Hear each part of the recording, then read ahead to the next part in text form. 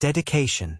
This book is dedicated to those who give without shouting, whose hands remain open even when the world closes its own, and to those who rise after being pushed, who walk away from fear, not to run, but to reclaim their voice.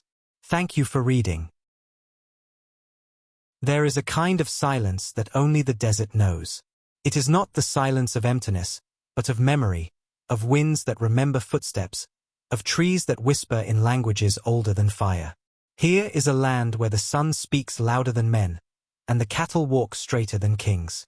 Samba, son of herders and friend to wind and dust, lives here too, beneath a thatch roof. A village that never made maps. Samba's first toy was a stick, his first lesson, the rhythm of hooves on dry earth. He did not grow up reading books. He read the sky. He learned from cattle, from grandmothers, and from stars that blinked over him like watchful ancestors.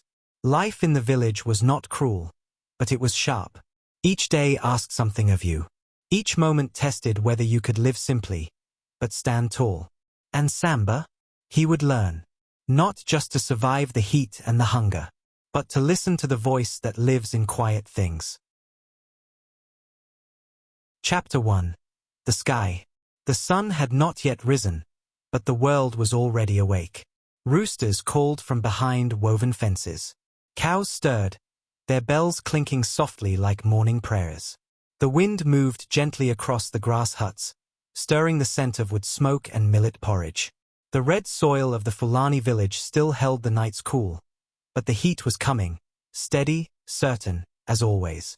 Samba crouched by the cattle pen, barefoot, shirt loose, his eyes fixed on the eastern sky.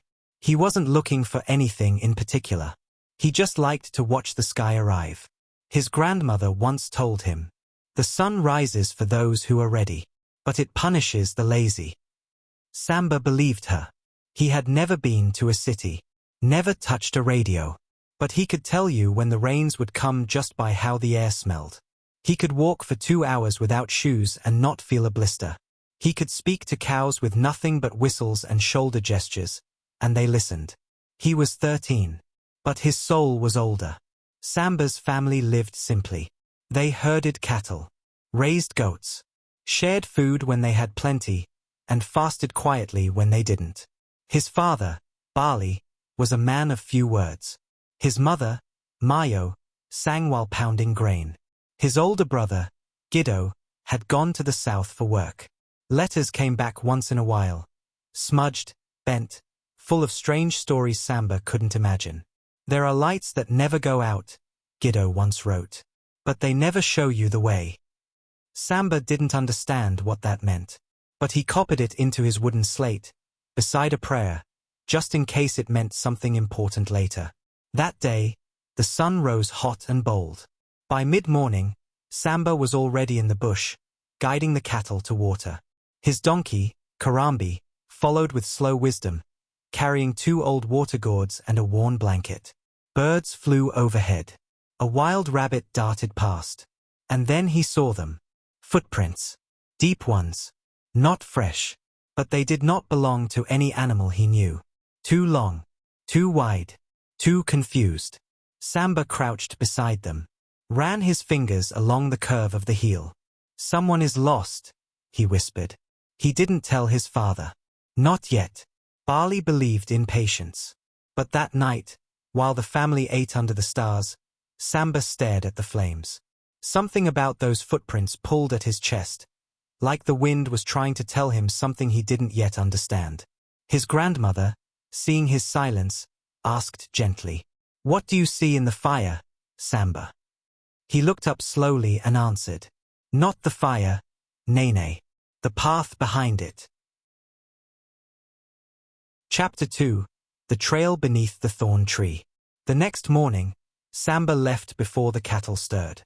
He walked alone, no Karambi, no bells, no water gourds. Only a satchel with a dry millet cake and his wooden slate tied in cloth. The footprints from yesterday had faded under the wind, but Samba remembered their direction. He followed the trail by instinct, like a bird follows warmth. The sun was hot early that day, not cruel, but commanding. It touched everything with fire. The sand, the shrubs, the smooth stones scattered across the land. Samba wiped his forehead and walked on.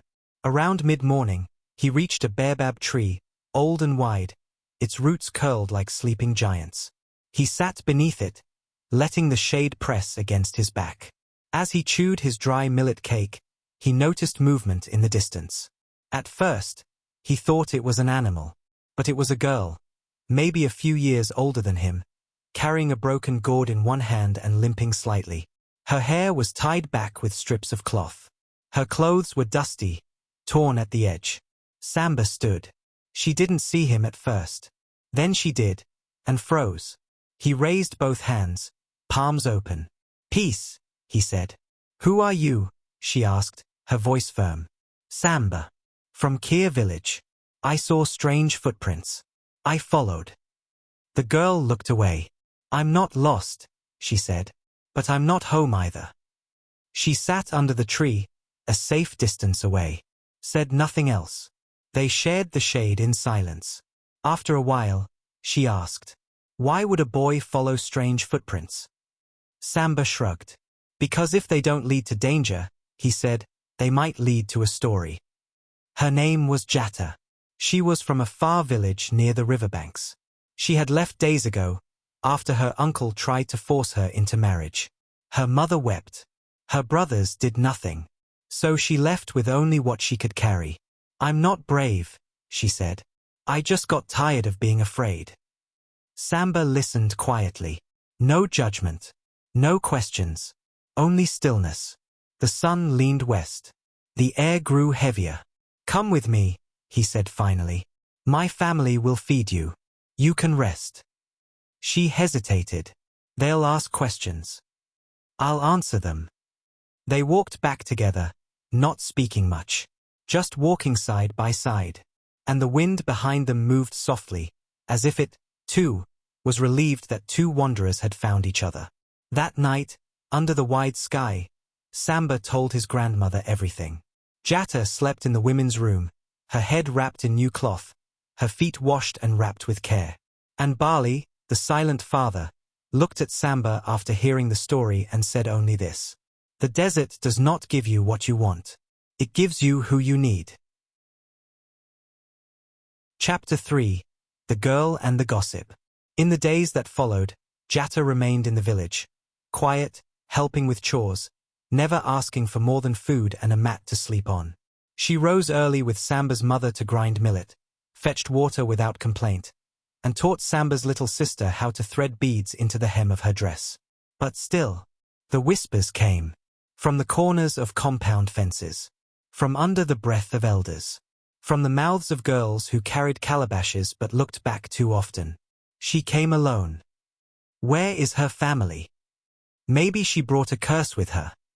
Did she run? Or was she sent away? Samba heard it all.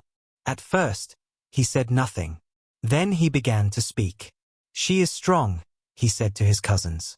"She works hard," he told the herders. "She didn't ask for pity, she asked for peace." But still, the fire of gossip crackled in the dry village air. Not loud, but hot enough to burn reputation.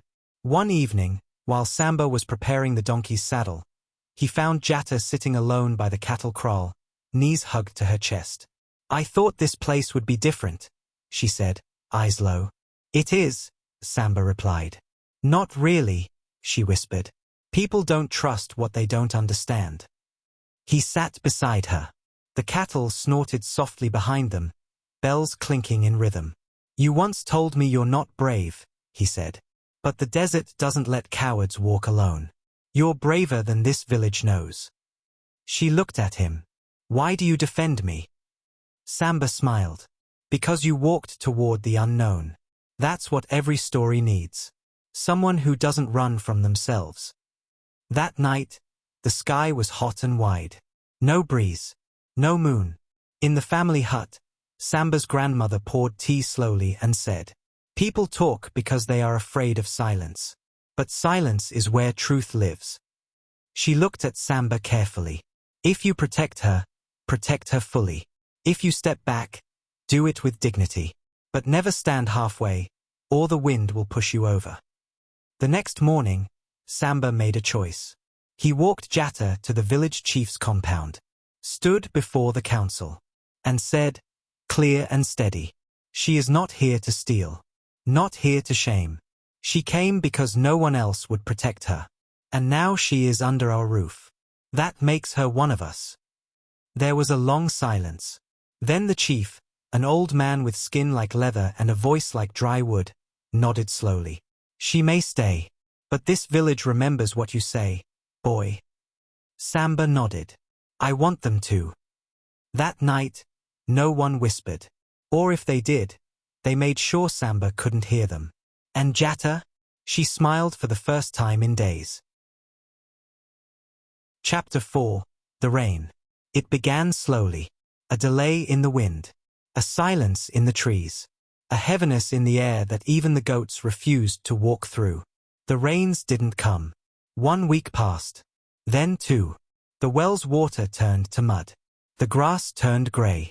The sun, always strong, now felt like a punishment. By the end of the 3rd week, the animals thinned. Bellies tightened. The laughter in the village grew quieter, shorter, more brittle. And the sky? The sky said nothing. One morning, Samba woke to find Karambi, their donkey, lying beside the fence, breathing, but barely. The poor creature had carried water for days from deeper and deeper wells. His hooves were cracked, his eyes dull. Samba knelt beside him, whispering softly, "Just hold on. The clouds will come." But no one believed it anymore. The village held a meeting that afternoon under the great tamarind tree. Even the elders looked tired, turbans looser, skin dry, voices rough. Some called for prayers. Others muttered about leaving the village entirely. And a few, sharp and unkind, let their fear shape their mouths. The girl came. The rain left. Since Jatta arrived, nothing has been the same. Perhaps we are being punished. Samba stood up slowly. Not because he wasn't afraid, but because fear left a hole, and someone had to fill it with truth. "The rain didn't forget us," he said. "We forgot each other first. This land has always been harsh, but our strength was never the rain. It was sharing what we had left." And so the giving began. That same night, Bali, Samba's father, took the last healthy goat in their pen and slaughtered it. People watched in disbelief. A goat was wealth. It was life. But Bali said simply, "Better one goat feed many than many starve with empty pride." Mayo, Samba's mother, used the last of her hidden millet and made porridge for the neighbors. Not thin broth, but thick, warm, salted just right. She stirred with slow hands and tired eyes, but she smiled when the steam rose. Jatta cut the gold bangles from her own wrist, gifts from her late mother, and gave them to an old widow who had no coins to trade for oil. Samba's youngest sister, Yenda, gave away her only cloth doll to a crying child whose family had not eaten in 2 days. Even the children gave. One boy split a small calabash of milk with a stranger. Another girl offered her shade to an elder who had none. And it did something no cloud could. The village, once stiff with suspicion and fear, began to move again. Women sang quietly while stirring pots. Old men sat together again to talk of memories, not misfortune. Children played, not because they weren't hungry, but because their spirits had tasted kindness. And for the first time in weeks, the wind returned. Not strong, but cool. It passed through the huts like a whisper. The clouds followed, rolling slow and soft like tired travelers returning home. Then, one drop. Then another. Then a roar of joy from the children as the sky opened.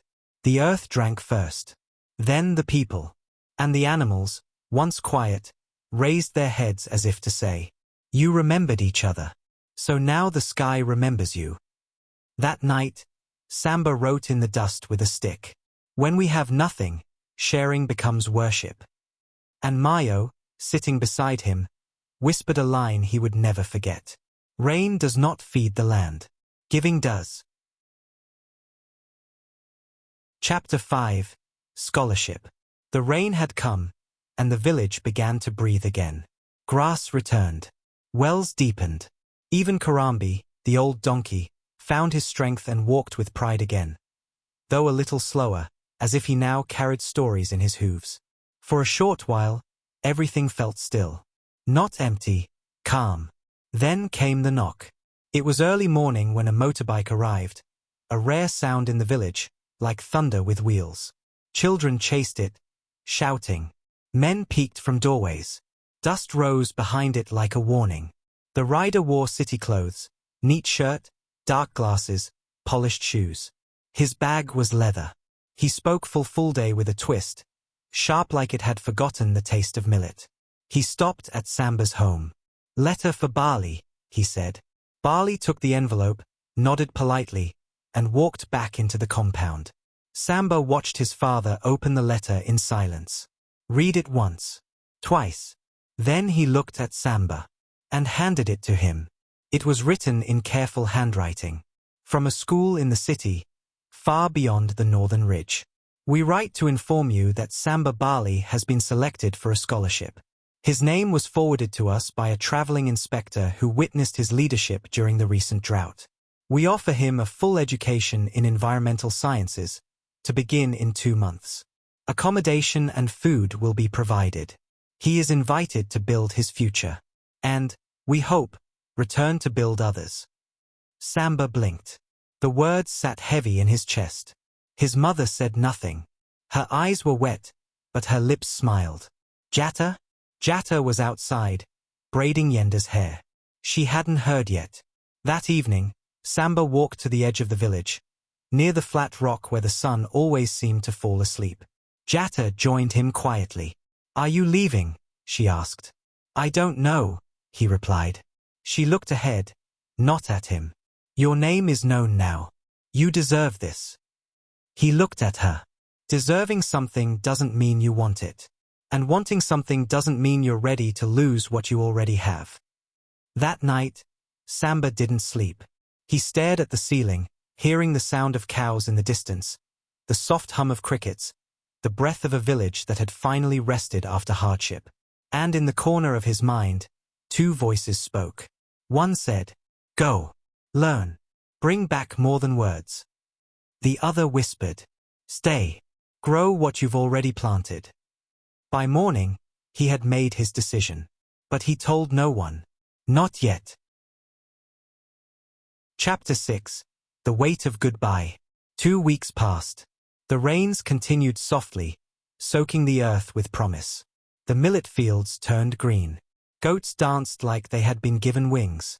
The air smelled of wet leaves and fresh beginnings. But inside Samba's heart, the ground felt dry. He had said yes. Yes to the scholarship.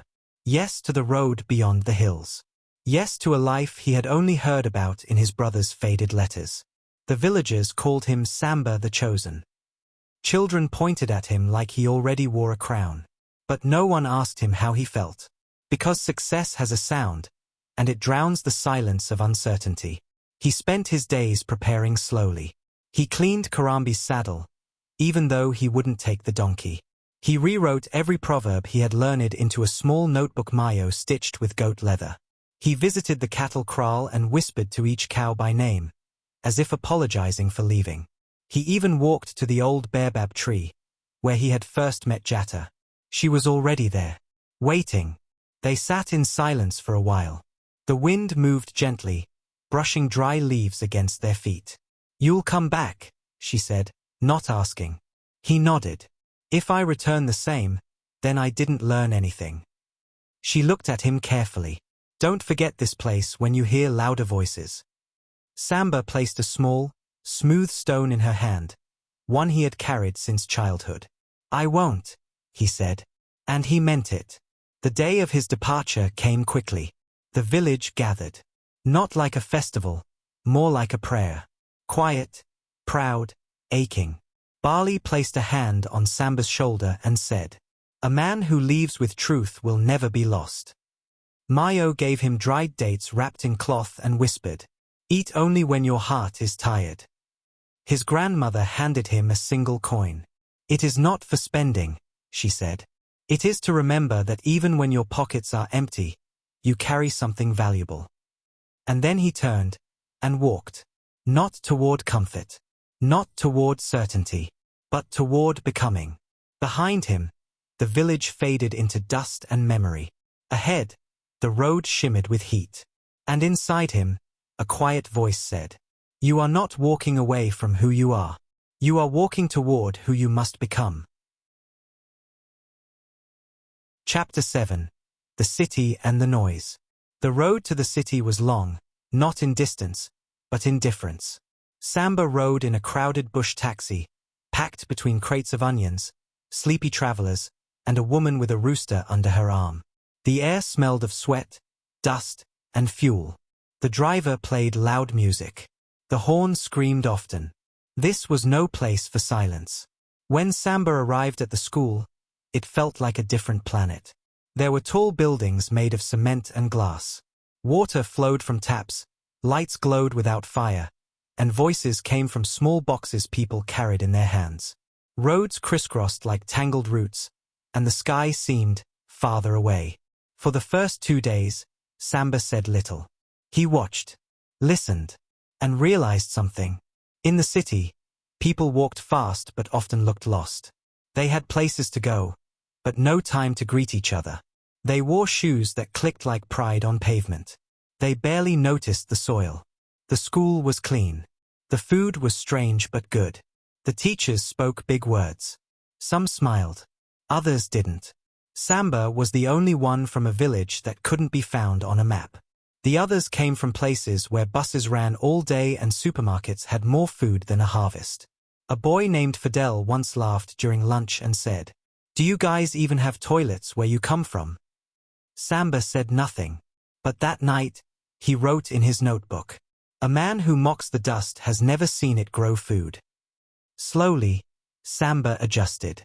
He studied hard, geography, climate change, soil restoration. He joined a student farming club. He prayed in the small outdoor corner behind the science block, where grass still grew wild and birds still dared to sing. And yet, something in him began to drift. He stopped wearing his village cloth. He trimmed his hair short, spoke less full day, laughed when others joked about bush boys. He didn't forget where he came from, but the weight of fitting in began to push against the roots of who he was. One evening, Samba passed a man sweeping the school gate. He was old, with gray in his beard and calm in his eyes. The man looked at him and asked, "Do you know where the sun rises from?" Samba smiled faintly. "From the east." The man nodded. "Yes, but the question is not where it rises from. The question is, do you rise with it? Or do you rise with the noise?" Samba paused. That night, he opened his notebook for the first time in days, and wrote, "The city is loud, but the heart must remain quiet, or it will forget how to listen." Chapter 8. The Sweetness That Sours. Samba was rising fast. His grades were strong. His teachers praised his discipline. One called him a rare mind from a humble place. He was invited to speak at events, quoted in newsletters, even photographed with visiting officials. From cattle boy to climate scholar, they said. It sounded like success. And at first, it felt like it. He wore new clothes now, crisp shirts, polished sandals. He learned how to answer questions the way people like to hear. He joined a city club that met in cafes with cold drinks and loud opinions. They called him Samba from the Sahel. It was meant to be charming. But slowly, he began to notice what he was giving up to become acceptable. He laughed less. He prayed quickly. He stopped writing in his old notebook. And worst of all, he hadn't written home in over a month. Not to Bali. Not to Mayo. Not to Jatta. Then came the invitation. A foreign organization wanted to sponsor Samba for an international program abroad. Europe, maybe. He would be paid. Given a laptop. Trained in leadership. Shown how to build big things. All he had to do was sign. And stay. Not just in the city, but in that world. That speed. That comfort. That night, Samba walked alone to the edge of campus, to a small patch of dirt where weeds grew freely and no one had bothered to build yet. He sat a day, removed his shoes, pressed his bare feet into the soil. It felt cool. honest. And from that earth, a memory rose. Jatta laughing under the baobab tree. Mayo grinding millet before sunrise. Karambi's tired hooves clicking behind him. The goat barley gave away when the rain refused to fall. And then, a deeper truth. You can go far, Samba.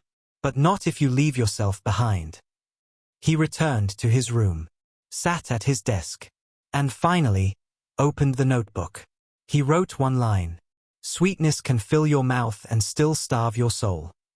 Then he folded the scholarship offer, stared at it, and left it there, unsigned.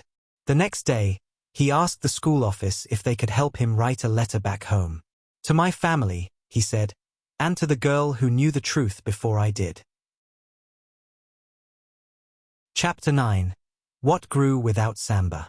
When Samba stepped off the bus, the village air met him like a long-lost brother. It smelled of smoke and earth and rain-soaked thatch. It was quieter than the city, but each sound had meaning. Goats bleated with familiarity. Children shouted his name and ran ahead. Someone whispered, he came back. But as Samba walked toward his home, he noticed something strange. The village had changed. There was a new water trough, fed by a small solar pump. A seed nursery, shaded with woven mats. And just outside the learning hut, which he had left nearly abandoned, there was a chalkboard. On it, written in careful hand. Learning is not for those who leave. It is for those who return and teach. Samba stood still. Then he saw her. Jatta. Wearing a faded scarf and dust on her feet, she emerged from the side of the hut, arms crossed, not angry, not smiling. Just waiting. You look thinner, she said. And you look stronger, he replied. She walked toward him slowly. I thought the city would keep you. I thought forgetting was easier than remembering, he said. I was wrong. They sat beneath the baobab tree again. She told him everything. The village had suffered another short drought, but this time, the people shared before waiting to be asked. Barley had organized a grain reserve. Mayo had started a small circle for mothers to teach reading to their daughters. And Jatta? Jatta had started classes under the neem tree. We teach with chalk and shadow, she said. When the sun moves, we move too. Samba listened, a quiet ache rising in his chest.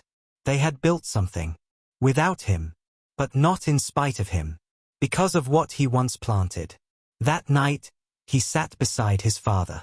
Barley stared into the fire and said, a cow can leave the herd. But if it returns with more strength, we do not scold it. We welcome it to lead. Samba nodded. I want to stay this time. Not to be seen. Just to serve. Barley didn't reply. He only passed his son a warm bowl of millet, like a man handing down a crown without needing ceremony. Samba slept that night without dreams.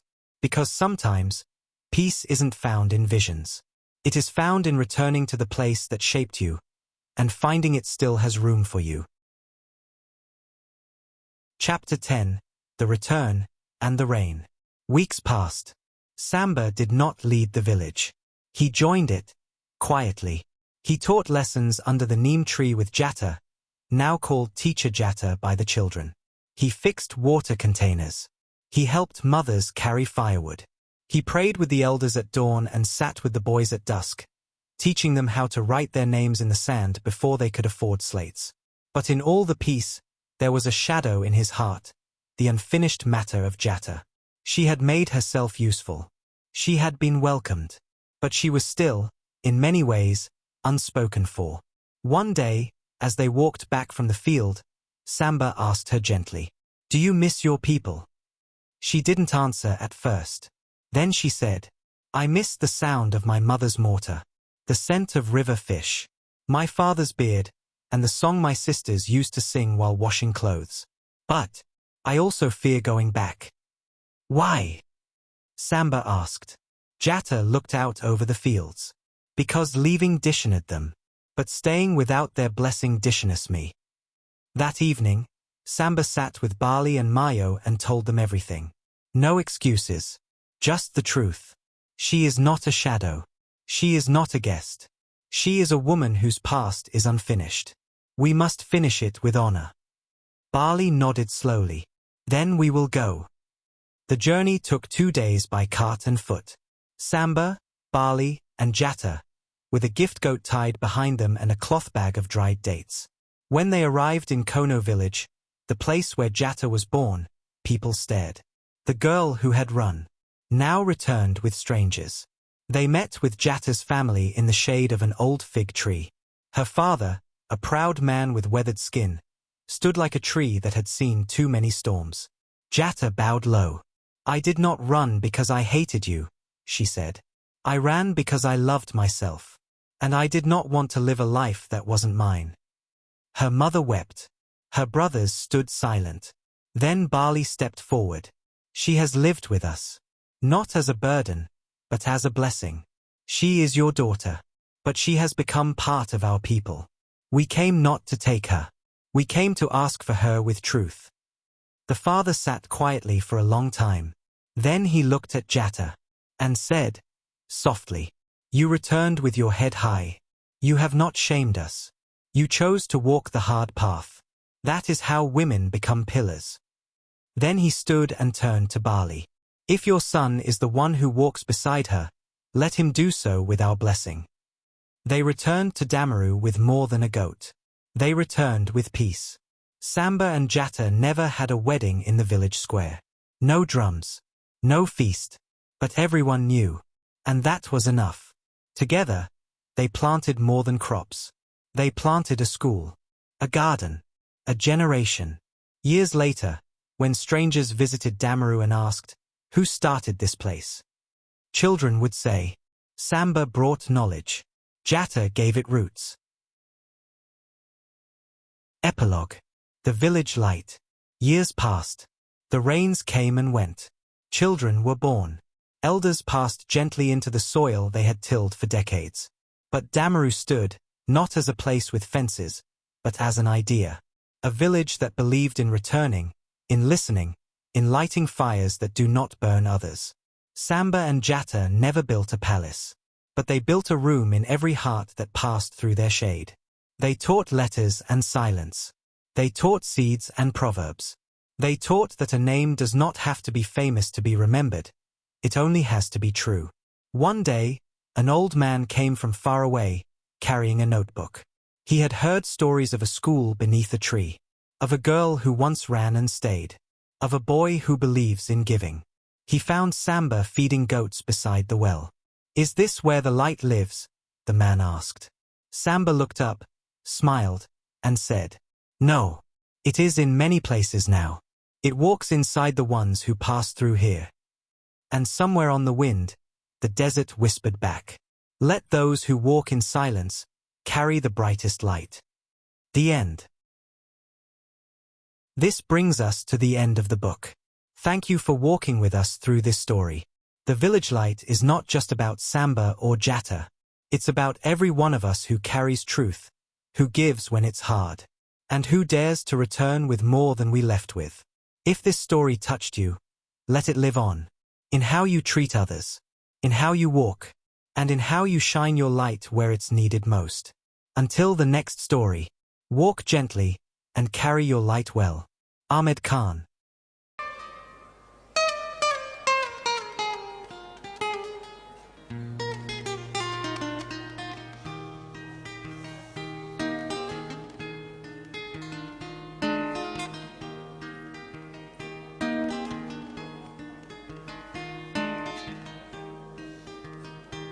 Allah waddam fondu kange Mariama mi diwa mi juroy leydi yamen sare doyra